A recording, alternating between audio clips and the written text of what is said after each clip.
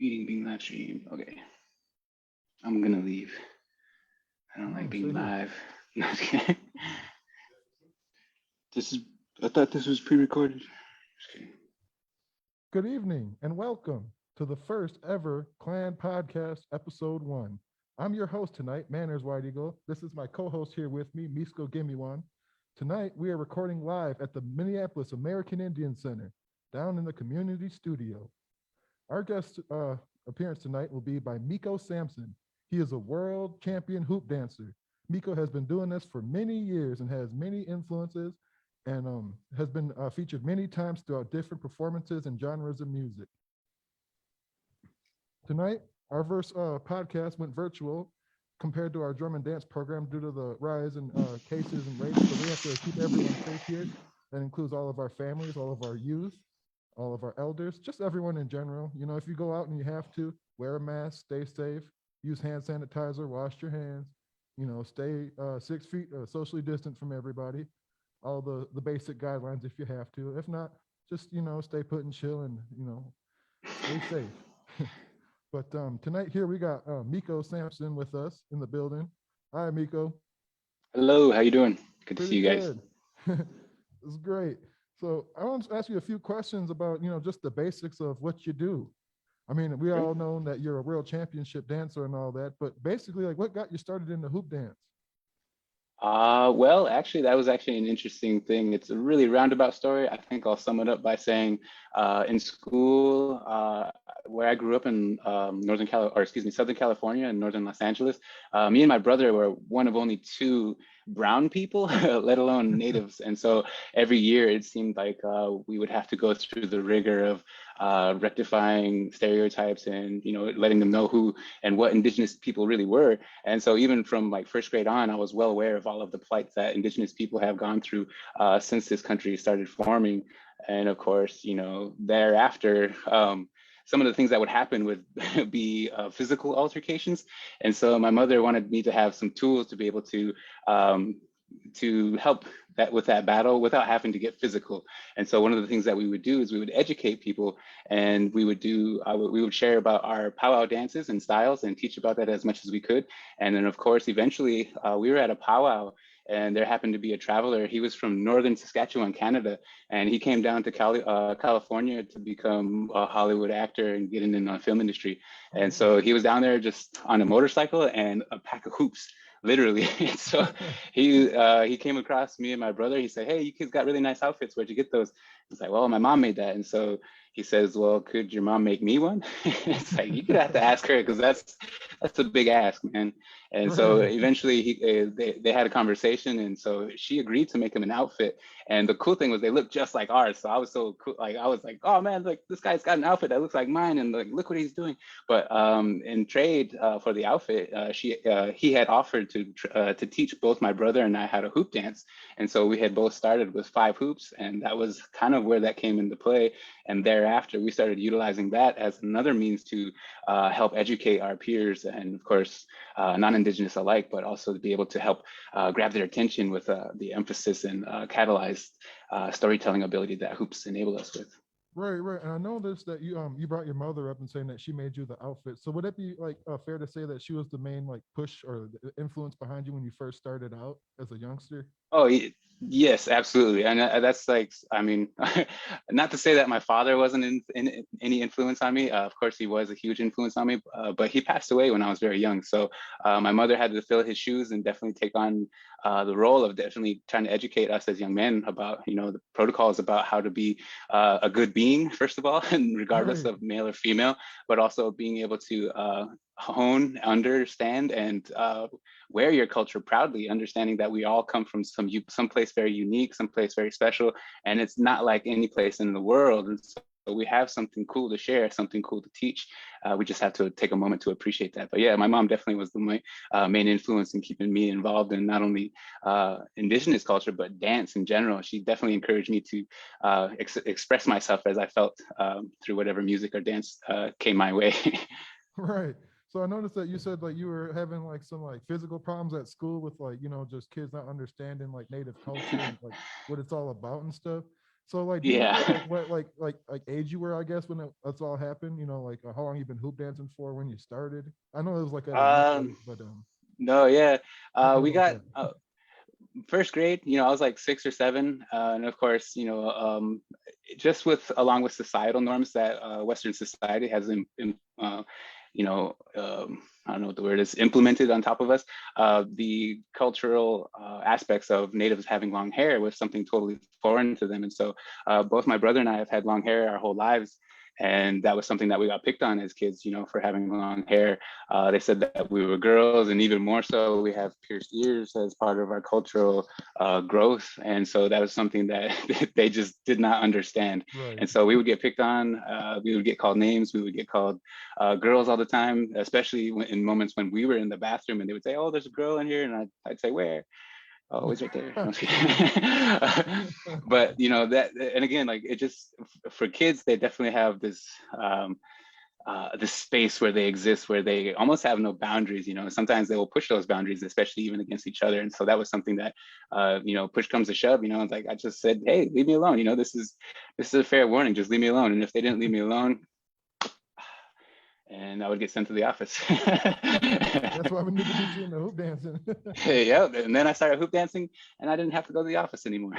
Right. So I know like a lot of these kids probably were non-native, I'm assuming too. So they live in the Oh yeah. non-native world, but also Mhm. we happen to live in two worlds, the native world and the non-native world, where we have to keep our traditions and our, values as native people alive with our cultures in line, as well at the same time as, adapting and adopting and conforming to this new way of life as well, in the Sure. world. So Hmm. I was going to ask you that with that being said, a lot of them probably listen to like, mainstream music as well and all that, and not native music, I'm sure. So I was just wondering, besides, like obviously our pop music and all that too, but like what kind of music influenced that, your style of artwork and got you into hooping, I Oh, guess even more is like what kind of music were you into?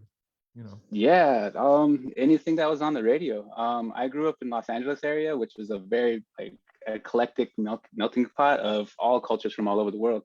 And so not only on the radio, but also my mom was adamant about making sure my brother and I were exposed to different cultures. And so she would take us to these different festivals from different peoples around the world, from Africa, from Asia, from Hmm. even when came around, there would be some from Australia and Russia. And so it was really unique to be able to experience that. And so all of those have influences on my existence, on my knowledge base, and that's literally the definition of what culture is the evolving artistic and intellectual achievements of a people. And so when we become aware of something, uh, the more we start to understand it, the more that inevitably becomes a part of our existence, a part of our world. And it's just a matter of how much we respect that in its own space and allow that to be where it is and appreciate it in a sense, as opposed to trying to appropriate it and trying to make it my own.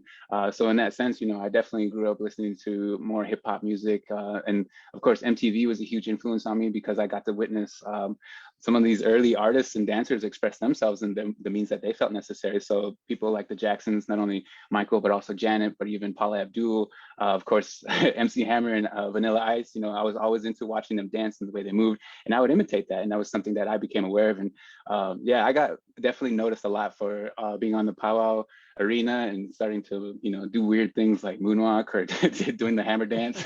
And so people, and again, like for me, that was just my way of expressing myself, my way of feeling good. And so people, it reciprocated because they would let me know afterwards, like, "Hey man, I really like your dancing, keep it up." And I wasn't out there to win, I wasn't out there to compete, I was out there to do to feel good. And also, again, like something that they remind us of all the time is, especially as Indigenous people, when you're dancing, it's like you're not alone. The people, your ancestors, from time immemorial, to all the people that are present, to all the people that are not present, and to the people that have yet to come. The future is all with you, when you're dancing. So that's something to be reminded of. And so it gave me a lot of confidence, not only that people, that not only that I enjoyed it, but also that other people got good feelings from it as well. And so that was very healing in a way, definitely from dealing with the day-to-day trauma of having to be indigenous in a modern society that was implemented on top of us. Awesome. I believe my co-host here has a few things to ask you. Can I've you hear heard. me? Yes. Yeah, okay. So yeah, I was wondering, so you mentioned, growing up in a Western society and like living in two worlds. So I was just wondering, What was your biggest challenge, growing up in two worlds, and in what ways did it benefit you or put you at a disadvantage, growing up with our cultural values as well as in a Western society? Sure, sure. Yeah, definitely being aware of our cultural values was hard for me to put aside. So definitely is something that like just in a small instance, like we were taught definitely to acknowledge anybody that crosses your path, right? And which is a common thing, like, oh, hey, say what's up. At least give a head nod, give that lip point, let them know that you acknowledge each other. But then like you go to places like New York City or Chicago, and there's so many people, you're walking around and pointing your lips everywhere and looking up, trying to say hi to everybody. It gets kind of crazy. But anyways, the idea is that again, that these teachings are all still there. These practices are all still there. We can still exercise them in this modern times. Again, it might look a little bit different, and we might carry ourselves in a slightly different way. Instead of on horseback, we arrive on a four-door. So, but also in the sense of school, I cannot ignore the history that I'm aware of, especially when it comes to our indigenous peoples. And so I definitely had a lot of push and pull with a lot of the teachers throughout my education, particularly like from kindergarten to high school. In high school, they started being a little bit more open, especially, but even in first grade, I remember telling my teachers about some of the things that, some of the presidents had done in the past. For instance, we like to glorify and tell the stories about Abraham Lincoln, but, that was something that I knew about the Dakota 38 when I was very young, and I let them know. And then they tried to reprimand me and say, hey, you go sit over there and you just be quiet. I was like, all right, well, fine, and then the next day they would come up to me and apologize to me specifically and say, hey, look, I asked some of my colleagues, my fellow teachers, we looked into this and you were right, and I have to apologize. And it's just such a weird point that we are right now, when we are literally talking about critical race theory with these other, aspects of our modern society and politics and things. And these are the things that I've been kind of working towards finding the solution towards ever since I was in first grade. And the means of that is education. The more that we have the ability to understand each other, the better off we are as an entire world, let alone just within our own small societies. And so that was something that definitely was always a push and pull, like throughout, because the education that they have implemented on top of us is definitely kind of a whitewashed, glorified version of what this country really is. And so that was something that definitely to this day is still kind of rubs me funny. I feel odd when certain holidays and things come up, and I just kind of like, to put it in context again, like for us to share our stories is the one way that we can get people to understand that, especially in the sense that we don't see the same way, to say the least. So there's a lot of different other aspects that come into play with being culturally intact, of course, but also for one thing, I think one of the things that benefited me was that I always had a plethora, a huge myriad of resources, meaning that the imagery that we have, the stories that we have, the imaginations and lessons that we have within all of our teachings and ways of living, from not only songs and prayer, but also even just living everyday life, were the key things that I was able to highlight and also express. And so for me, it was a huge, it was like having a huge glossary of things I could tell people and use whenever they came time to like having especially creative things. I was like, they always looked at me as the most creative in the class. I was like, I'm just kind of like repeating what my ancestors taught me, but okay. And that was great to feel that acknowledgement, though, that legitimacy and that, within those spaces too. So again, a lot of ups and downs, but again, you find the balance in it. And for one thing, being as well versed within yourself, knowing yourself, is the best thing that anybody can do. So that way they are prepared to be able to approach any situation in that way. And so, yeah, and no matter where you are, here or there around the world, you'd have the opportunity to help educate and spread knowledge that can help inform everybody to be more respectful and, of course, inclusive of understanding the world that we all live in. And we all have influences on each other's world.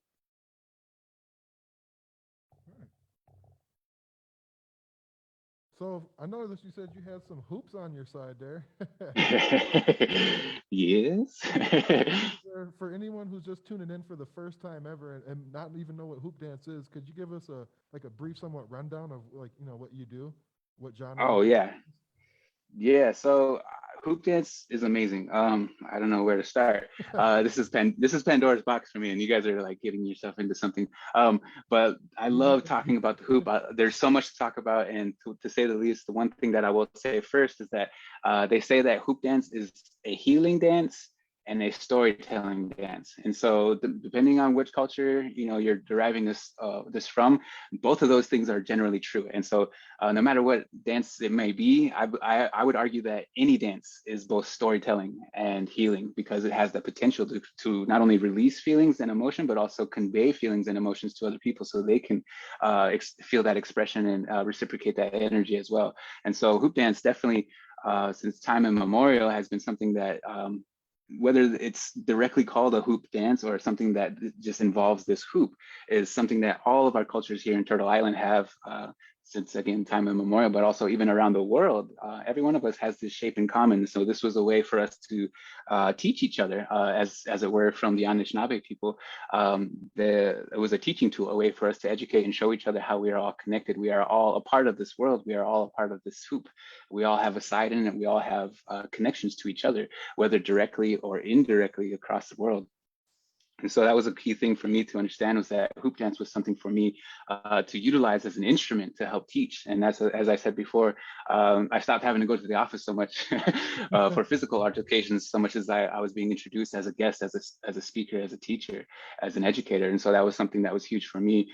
And then, of course, as I mentioned before, other people who watch whenever I'm dancing, whether I'm dancing hip hop or grass dance or any other style, from just on a street corner dancing to my own headphones, that feeling that is exchanged between people is actually a good positive feeling. I didn't realize this as a kid, but one of the instances that I'm reminded of is specifically when I was sharing about hoop dance. I was teaching my school, and there was a couple kids in the front row that were paraplegic, or they're wheelchair bound. And so in one sense, I seen them in the front row, and I told my mom, I was like, hey mom, I feel pretty nervous. I don't know if I should do this in front of them. I feel like I'm kind of, mocking their inability to be able to do all these physical things. And she said, don't you think that for a second. You're here to share about your culture, about who you are, where you come from, and the positive things about that. And so she told me to do my dance and do my teachings. And then after I get done, to look over there and see what I see. And when I looked over there, those kids, they were vibrating. They were, wiggling in their seats. They were trying to get out. They wanted to see more. They wanted to talk to me. They wanted to say hi. They were smiling from ear to ear. And so in that moment, they were happy. They were joyful. They were feeling excitement, and they weren't worried about their pains or their troubles or whatever was going on in their lives, but they're actually feeling positive energy, which is healing. And so again, to that note, hoop dance really has this tremendous ability to catalyze, meaning to expand upon somebody's energy and make it become even more of a grander story, a grander healing, if you will. And so that's one thing that I think a lot of people have come to appreciate, is the ability for hoops to not only tell stories, to show how we're all connected, but also especially to bring positive energy to any space that we're in, and I say this a lot, it's like dance like nobody's watching, and, it makes you feel good. And if somebody catches you dancing like nobody's watching, it'll make them feel good too. But then of course, there's the aspect of our indigenous way of life, is that when we're dancing, we're never alone. Everybody from our ancestors is always watching. So when I dance by myself, I know they're watching, and I know they get a kick out of it too. Yeah, so I was wondering, so I'm a fancy and jingle dancer, and I know that oftentimes if you go a while without dancing, you become really sluggish and you become out of shape. When you're trying to get back into dancing, or you can't just go hop in like a 4-song competition. So Oh, I no, was just no, no. wondering, I was just wondering, what are ways in which that you keep your body physically fit to continue to dance, or do you practice often, or how do you eat, or what kind of lifestyle ways do you follow in order to continue dancing and showcasing your Oh, your talent? right, right. I eat whatever's in front of me. No, no, no. It's yeah, definitely the aspect of, like, as they say, use it or lose it. The muscles, the tone, the athleticism, the aerobic ability, your flexibility, all of that stuff, comes into play when you think about any athletic sport. And so just like any athletic sport, you got to keep practicing, you got to keep training, keep your body in shape and in tune. And without knowing it, our way of life back in the day was a lot, it was very intrinsic. Everything was already involved. Like, it was physical, everything. We gained muscle and tone from whatever we were doing. And so to that note, try to implement as much as you can into your normal day. Try to make it, instead of like, as they say, like they want you to work out 30 minutes a day. I was like, wow, that's weird to like do nothing for the entire day and then only do some type of physicality for 30 minutes.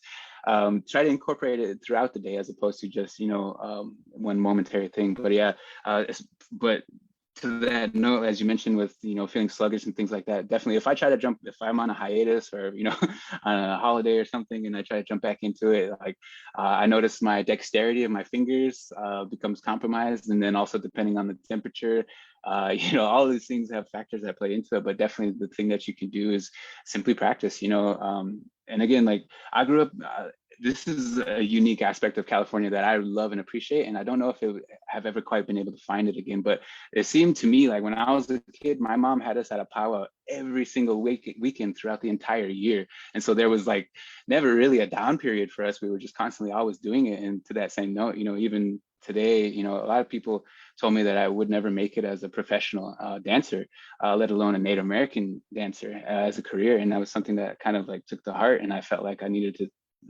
prove them wrong.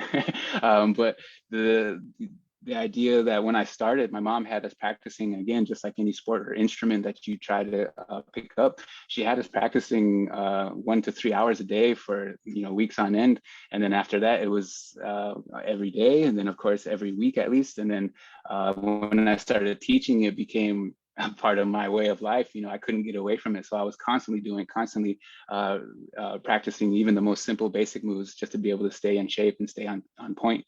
And even to this day, again, like as I mentioned, our way of life back in the day was a lot more inclusive and had a lot of physicality involved in it. And so the things that we do nowadays are just as common as anybody else. You can go to yoga classes or aerobics classes, or just run. That's my favorite one, just run. And so one of the but again, like we take it for granted because we don't do it nearly as much as we used to. Certainly, like we got to get dressed, we got to take the time, we got to have our playlist on, all that stuff. And so just making it a lot more inclusive as a part of your day rather than trying to make it a big deal out of it. And then of course, health wise, I think I've been very fortunate that my mom was always kind of conscious about what she was feeding us and what she was giving us, and tried to make sure that we were having home cooked meals as opposed to eating out too often. And so that's something that definitely plays into your what they call that, your body mass index. And definitely the things that again, that was a lot less of a decision back in the day. We didn't have to make that choice. And even to that note, to this day, like I've had the opportunity to travel to Europe a few times, and when I was there, it seemed like I was always hungry. Like I would eat their food and I was just like always hungry. I was like, your guys' food doesn't last long for me, and like for them, it supplements them well enough with just the nutrients that they need and want. But here in the States, it's like, it's a curious thing to say, but you have to make a healthy choice. Versus in other places around the world, the food is just healthy, it's just there, and it's already natural. But here you actually have to make a healthy choice, a conscious choice to be able and to avoid those things. And so that's a huge step for a lot of people to be able to control their mind about what they will choose to eat, what they will allow themselves to eat, because it's everywhere. It's in commercials, it's down the street, it's in the gas station, it's in the vending machines at school. You can't get away from all of the processed foods and sugars and salts and things like that. And so it's just something that you have to learn how to recognize and identify, but also help yourself slowly mitigate and just find ways to supplement, find more natural ways to find those same type of I guess cravings, if you will. Right. Oh yeah, I noticed too. Like over to Canada, just cross border in the Thunder Bay, their A&W is way different than ours, and I feel like it's because like a different country too. Is like you said that our country just was like known for processed foods way overboard. It's crazy.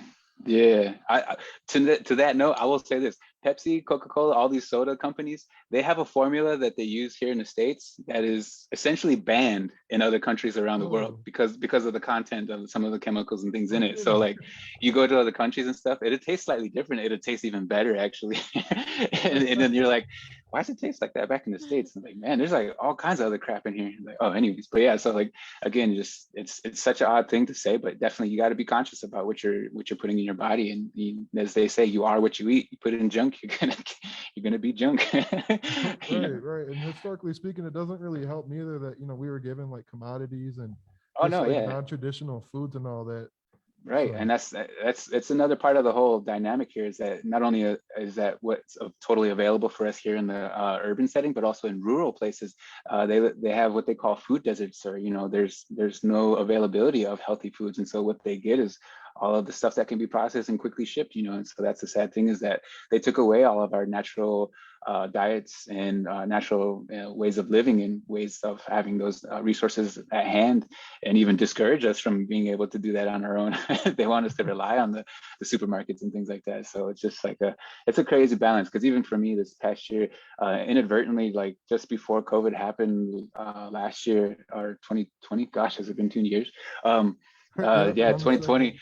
I had started a garden in my backyard, and I had started with one little 4 foot by 4 foot box, and then I was like, that seems like not enough, like not much at all. So I built a second one, and then after I did that, I was like, I might as well make another two, and so like now I have like 8, and again, like Whoa, 8 gardens? the premise of it, 8 box gardens, yeah, and it's cool because we Nice. have a lot of things that we provide for ourselves, and granted, it's not enough to totally supplement our entire year. It definitely has me more in tune with nature and the natural cycles of things, because if you think about even traditionally, essentially during winter times, we kind of were fasting, uh, because we didn't have all the fruits and berries and things ready available. We had to have things dried and preserved, and then we just simply steamed those or watered them up, and ate and survived over winter. So it was almost like a reverse of what we do nowadays. When the holidays come around, we just like put on all the pounds and eat all the pie and cake we can. So yeah, definitely a different dynamic. And again, like just like once you become aware of these things, it's hard not to make a choice about it. And because again, like one of the choices that you are making is either ignore it or just kind of let it fall to the wayside. Yeah, so you mentioned you went to Europe, and when you were a kid, you were raised in Cali. So I was just wondering, what are maybe the different places you traveled, or what is your favorite place that you have traveled, and My why? f- my favorite places are here in the States. Like Turtle Island is amazing. I wouldn't want to leave. Like it was weird because like I remember somebody asked me one time, like, where do you want to go in Europe? I was like, I don't. I didn't really have a place or anything that I wanted to. I mean, like, of course, there's all the glorified things that they talk about as far as like the architecture and achievements of their peoples and such. But to me, that didn't seem so fantastic as so much as the natural world did. So, one of my favorite places here, of course, was Grand Canyon. I loved Yellowstone. I love, of course, the Dakotas, as plain as they are, no pun intended. They are very beautiful. It's a very unique place to live, and it's so cool to be able to see, because like again, there's no place like that on earth, and I think that's something that was very unique. But outside of Turtle Island, I think I definitely I appreciate where seeing like the old establishments of some of the early European societies. And so like one of the places I got to perform in was this 900-year-old church, and that was a weird thing for me because for one thing, the church had been converted into like a bar and performance venue. So like that was weird to me. But then also like the fact that it was a church and I was performing as an indigenous person, some 900 years later, I could only imagine that the preachers and clerics and followers there couldn't have imagined indigenous people performing totally like almost anti-colonial music and like totally resistance and rebelling. But yeah, other than that, I think some of the more beautiful places I've been, I think I appreciate, or some of the more natural things, of course, like the Black Forest in Germany, but also Stonehenge was a really cool thing for me to go see and be a part of. Because I remember that, if anything, that was one thing that I think I was curious about. I was like, whoa, what is Stonehenge? It's so mythical. It's like a landing space for UFOs or something. But it was really cool to see that aspect, because in one sense of it, I really came to appreciate, especially even more so, the rarity of our culture and the value and extent to which we kept it alive. And because again, like to that note, here in the United States, we were actually, it was a policy of law that to try to eliminate our culture and our society, our knowledge, our way of life. And so for us to have any of that intact is huge, because I didn't realize in Europe until, I mean, I read about it in history books and stuff, but I didn't realize until I was there what that really meant, especially in a sense as like when they see us as indigenous people that have our culture and we're still intact, to them, they envy us, and that's what they miss, and that's what they want, and they want to be just like us to the point where they have their own powwows and stuff. But it was interesting to note again, like how many cultures in Europe had been eliminated and almost entirely wiped out, entirely. Like we have our language and some practices and stuff that survived, and we managed to keep them going, but they have theirs completely wiped out. And so again, it made me appreciate our culture and our songs and our language even more so. And to that note, one thing that I loved was going to Aotearoa, which is commonly called New Zealand. And there, the Maori people rebelled against the colonizers earlier in their progression, if you will. And it was early enough to be able to keep their land rights, but also the influences of their culture and their teachings. And so, and this is a huge dynamic difference to me. It was like, you don't have to be enrolled over there to be Maori. And that was something that was weird to them, was like here, like in indigenous peoples, like we are enrolled, and it's like we're the only people around the world that are systematically counted like that. You know, like other places it's an ideology, and anybody can pick it up, and anybody can practice it, and anybody can exercise it and uphold it and carry it on to future generations, because it's proven, it's fact, it's been that way for thousands of years. And even here, you know, like our way of life has been that way for thousands of years. And so yeah, it just being able to see that really gave perspective to our plight here, you know. And while it is messed up, it definitely is certainly a lot. It's better than what it could have been. We could have totally been annihilated. We could not exist today. We could not have our songs. We could not have our languages. We could not have our songs and dances. And so that was something that really made me realize how much we have going for us and how much more we could be working for. And of course, like that becomes our responsibility as individuals. Once you become aware of it, you know, you can ignore it, you could make it worse, or you could try to do something in a positive direction.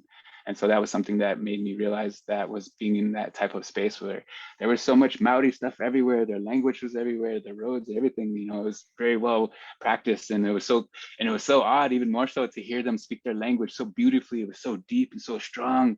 And then like when they speak English, they sound like Brits. That was a trip. I was like, what? Like, are you kidding? But then again, like, it was like, oh yeah, that's right. Like they colonized from that way, you know, like, so it was an interesting dynamic. But again, just like to anybody out there, I will say this, you know, to travel, to explore any part more of your world outside of your home community is the best education that you can give yourself, because it gives you context and appreciation for what you have at home, which you could be missing. And of course, again, just understanding another aspect of your world that is undeniable. You know, these people exist. We all live together on this earth. And, you know, the more that we come to that conclusion, the better that we have the ability to understand, respect, and of course, include everybody in these conversations of life, you know, because as they say, the pursuit of happiness here, life, liberty, pursuit of happiness, that was something that wasn't always granted to us. And so now that we have the opportunity to speak up and make that opportunity truly actually happen for our future generations, that's something that we all can take part in. What city were you in down there, by any chance? In Aotearoa? New Zealand, yeah. What city? We were in, gosh, you're gonna kick me for not knowing this. It was something with the wind. Oh gosh, I can't remember right now.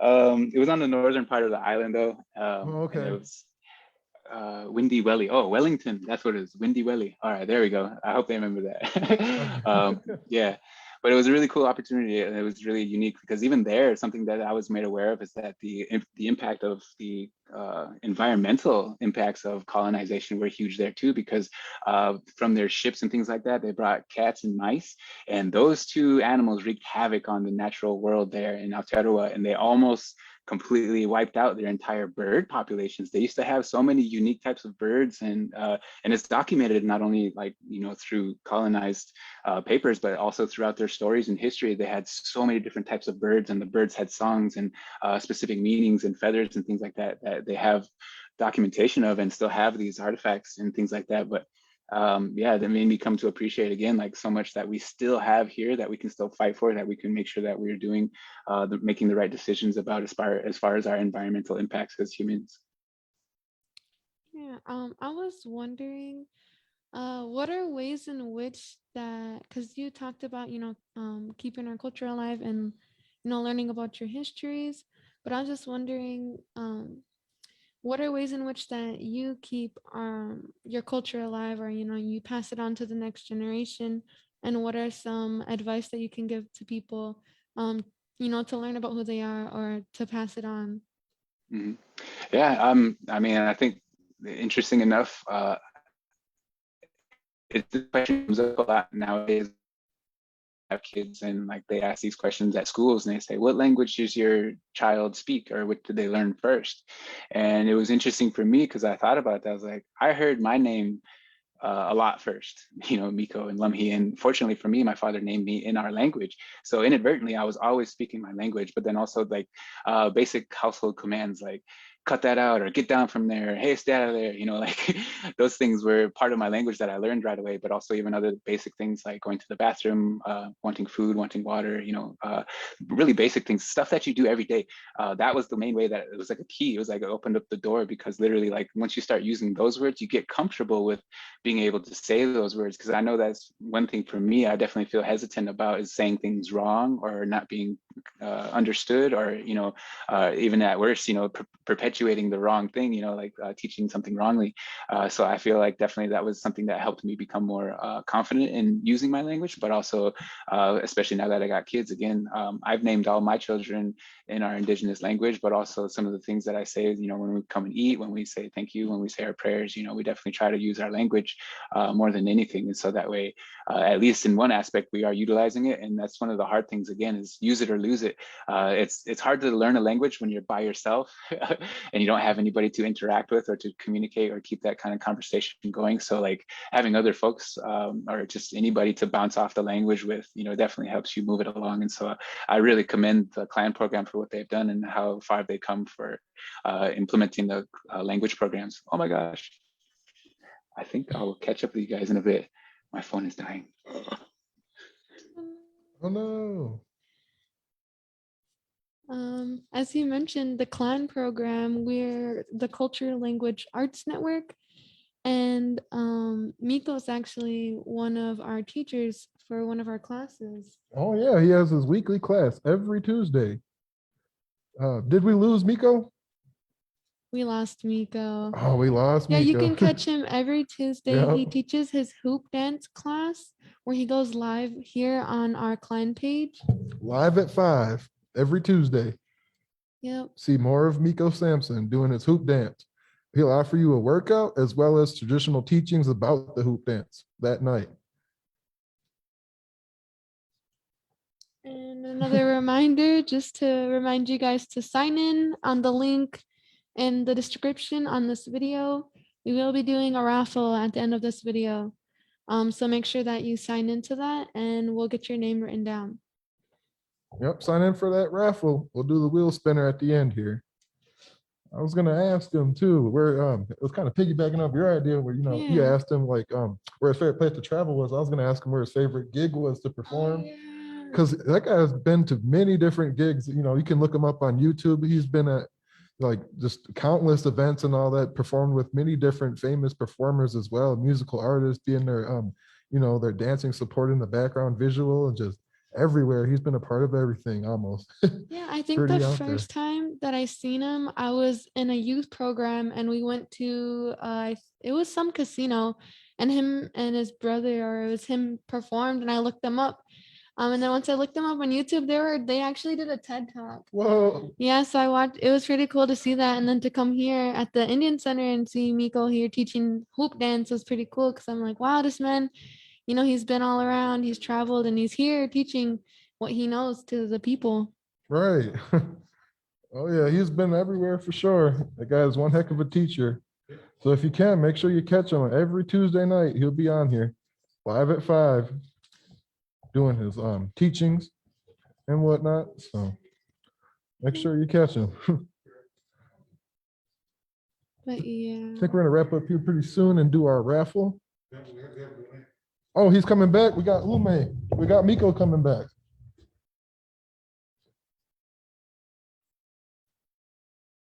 Having some technical difficulties here. We'll be right back with Miko.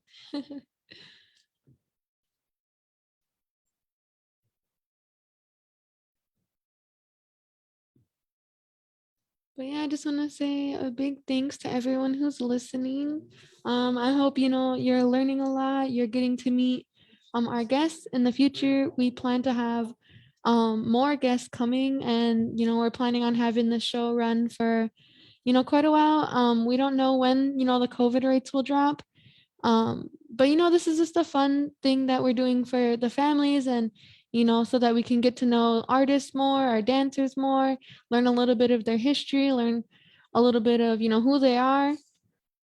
Oh yeah, we got a wide range of guests here lined up for this podcast. So this is the first episode. Oh, Oh. Miko Sampson, you're back in the house with us? Yeah, I'm in the basement. We lost you for a second there. Well, to get you right back in the hot seat here, kind of piggybacking off Misko's question earlier, where was your favorite place to travel? My question for you is, where was your favorite place to perform and do a gig at? I know you've been all over the world, but what's your favorite one that you ever done? Can you say that again? He had to take a minute to decide there. There's so many. Oh no, yeah, I'm sorry, I didn't hear. No, it was I was just asking because Misko asked where your favorite place to travel was. I was asking where's your favorite place to perform, or what was your favorite performance you ever done in your career? Gosh. I've performed quite a few places, and yeah, some of them were like very, very like tied to things that I feel strongly about, as far as like the environmental issues and things like that. Being able to be represented, and also grab people's attention and make them pay attention to what we are saying, was something that I felt I was able to help do. And so during the climate march that they had in New York City with all the millions and millions of people, both me and my brother and a good friend of ours, Frank Wan, we got to not only march but also perform and help voice our thoughts and our position and our view as Indigenous peoples, just from a couple tribes. Like that was a huge opportunity. Other than that, I think my favorite one was just performing at random powwows as a kid. Because I was a nobody then, and then like people always appreciated me and come out and say hi and things like that. And so in one sense, I like traveling to other people's communities, because I think, not that they don't appreciate me in my own community, it's just that I think definitely like being able to share something new, being able to show them something unique with something very special. And of course, I think one of the more iconic things that we had done, is similarly along the idea of resisting against fossil fuel industries, was we had we opened up, if you will. I guess we were like opening performers for Neil Young and Willie Nelson. So I think that was pretty iconic. Wow. It's pretty big. Those are big time. There's lots of folks. I mean, they were there for Neil Young and Willie Nelson, but there was a huge crowd and they got to hear us and see us. So I think that was pretty impactful. Hey man, that's all that matters. Yeah. Yeah. So is there another way that if people want to like maybe learn about the hoop dance in the further detail or further depth, that they can maybe see you like once a week or so, or? Yeah. Curious enough, there's actually a weekly show that happens on the client program's Facebook page, and it's hosted by me.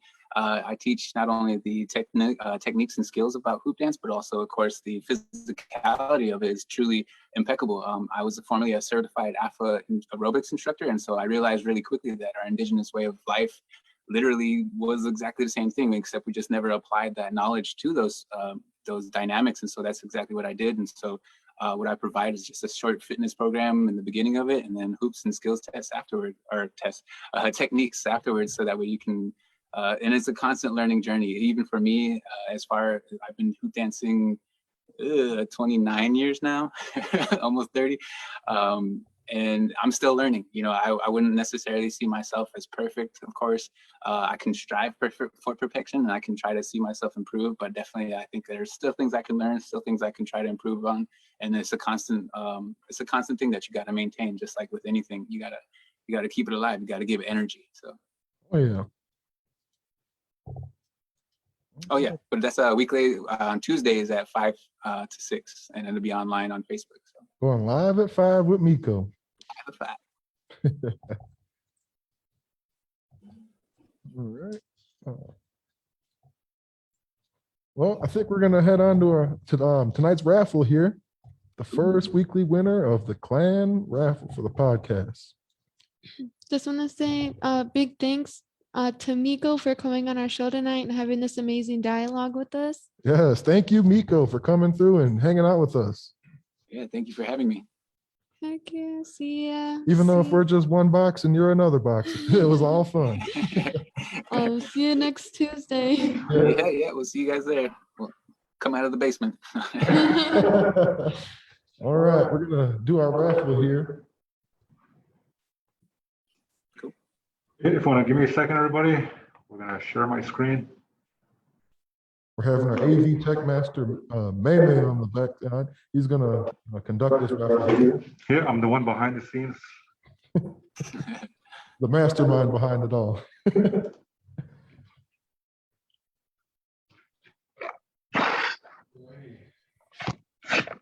All right. We're gonna spin that wheel. Tonight, winner is dun, dun, dun, dun, Chris Johnson.